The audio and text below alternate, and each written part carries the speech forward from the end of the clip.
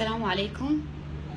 بتمنى قبل ما تشوفوا الفيديو ده براكم تشوفوه مع أهلكم.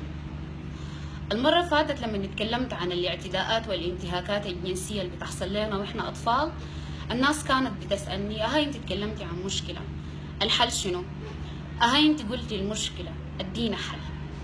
قبل ما أتكلم لكم عن الإجراءات القانونية لما يحصل لك تحرش وما تخلوا حقكم وإعدام المغتصب، تعالوا أتكلم لكم عن محتوى الأسرة السودانية. المحتوى الأغلب تفكك ونفور، نفور الأخ من أخواته، نفور الأخوات من أخوانه، نفور الأم من الأب. احتمالية إنه من نفس ذات الأسرة المتفككة النافرة دي يطلع لي متحرش ومغتصب وعنجهي وواحد بحب السلطة، واحد شخصيته مهزوزة ما قادر ياخد قرارات أو يدافع عن نفسه، وارد. فالشخصيات دي بتطلع لنا من أسرة نافرة، أسرة بتفتكر إنه منهج النهي والأمر والترعيب بدل الترقيب هو الأحسن وهو المفيد في التربية.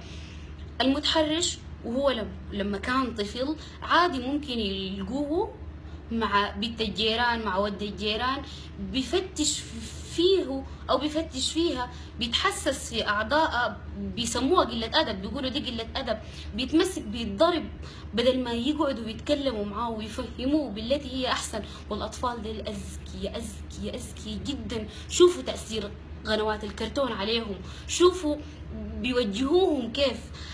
ذكاء الأطفال ده إحنا مفروض نستغله صح، ما مفروض نضربه لما نلقاهم بيتصرفوا تصرف سيء، مفروض نتكلم معاهم. الليلة لما ألقى ولدي ولا ألقى بنتي ماسكة عضوها، ماسك عضوه مثلا وبيتحسس فيه، دي حاجة طبيعية جدا جدا، لأنه الأطفال ذاتهم عايزين يكتشفوا، بيصلوا عمر بيكونوا عايزين يكتشفوا الحاجات اللي فيهم شنو، دي حاجة طبيعية جدا جدا زيها زي الأكل والشراب. في أسلوب الضرب والعقاب اللي احنا بنستخدمه عشان نوصل معلومة اللي عملته ده ما صح لأولادنا، بيخليهم يتعلموا الكذب ويتعلموا الدسدسة. حتى لو كان هو المجني عليه وحصلت له حاجة برا من اعتداء جنسي، عشان يجي يتكلم جوا حيكون خايف، لأنه عارف إنه هناك أخوه اللي أكبر منه مثلا دقوه عشان عمل حاجة هو ما فاهمها. المهم هناك في ضرب وفي ما في زول بيسمعنا. فالشخصيات اللي بتسلك سلوك ما قويم وبنحتك بيها برا في المجتمع هي نتاج أسرة كانت خالقة قاف في التربية بينها وبين أولادها. المغتصب ولا المتحرش من هو طفل بيكون بدسدس في الحاجات اللي بيكتشفها جديدة، خوفا من العقاب، خوفا من إنه يتضرب. الأهل بيلجأوا لنتيجة العقاب لأنهم هم ما قدروا يوصلوا لأولادنا المعلومة الصح. ليه يا جماعة احنا ما بنتكلم مع أولادنا ونفهمهم ونعرفهم بإنه انتوا فيكم الحاجة الفلانية دي قبل ما يبدوا يكتشفوها براهم؟ ليه الأم ما بتقدر تكفي باب غرفتها هي وأولادها وتبدأ تعرفهم على أعضائهم التناسلية؟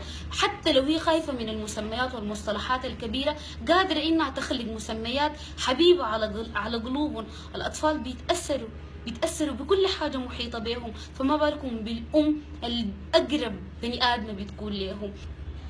نبدأ نعرف أولادنا على أعضائهم التناسلية عشان ما نتخلع لما نلقى الأخ مدخل يده في بنطلون أخته ولا في بنطلون أخوه، عشان لما يجينا جاري ولا تجينا جارية بنتنا تتكلم تقول لنا في زول هبشة في الحتة الفلانية، عشان أوريدي هي عارفة إنه الحتة الفلانية دي ما في أي زول بيهبشها، عشان أنا كلمتها قبل كده قلت لها الحتة دي حقتك يا ماما، الحتة دي حقتك يا بابا، ما من حق أي زول أيا كان هو منه إنه يمد يده عليها ولا يهبشها. نزرع ثقة أولادنا في نفسهم ونعرفهم بحاجاتهم الحقيقية الطبيعية اللي خلقها فيهم رب العالمين، وما نزعل لما نلقاهم بيكتشفوا فيها، ونتكلم معاهم بالتي هي أحسن، ونلجأ لأسلوب الترغيب. يا جماعة نبعد عن أسلوب الترعيب، نبعد عن أسلوب النفور اللي بنخلقه بيننا وبين أولادنا لحد ما يعمل لنا الناس اللي احنا شايفينهم في الشارع حاليا وبنخاف منهم وبنخاف إن نحتك بهم وبنقول إنه مجتمعنا بقى مليان ظواهر سلبية.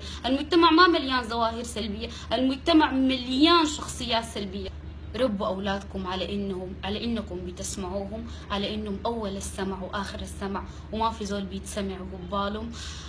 علموهم إنه هم مسنودين بيكم ومسنودين ببعض. علموهم انه انتوا بتدوهم الحب وهم بدوا الحب لبعض. علموهم انه ما في نفور بينكم وبينهم وبين بعض. ما عيب انه المجتمع يكون فيه ظواهر سالبة، العيب انه المجتمع تكون الظواهر السالبة فيه حاجة عادية، يكون التحرش حاجة عادية، الاغتصاب حاجة عادية، اغتصاب الاطفال كان ولا اغتصاب الكبار، عيب انه يكون حاجة عادية.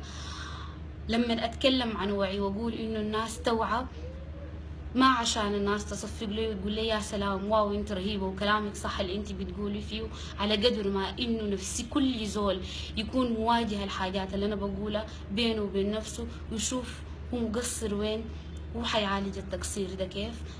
احنا حنبقى مجتمع ايجابي لما نواجه الحاجات اللي بتتعرض قدامنا بقبول، من غير ما اننا ننكره ومن غير ما اننا نخاف من الحاجه الحقيقه اللي بتتقال قدامنا. لو انت سمعت الفيديو برك امشي لزوجتك واولادك ولمهم حولك، ابدا اسمعهم، ابدا اسمع بسنتين، اسمع ب11 سنه، اسمعها هي وجوطتها وكلامها اللي بتقوله، الحاجات اللي كلها حصلت لها في اليوم ما بتجيكم عوجه، اتسندوا ببعض، اسمعوا بعض، اسمعوا بعض، حلولنا بتجي لما نسمع بعض.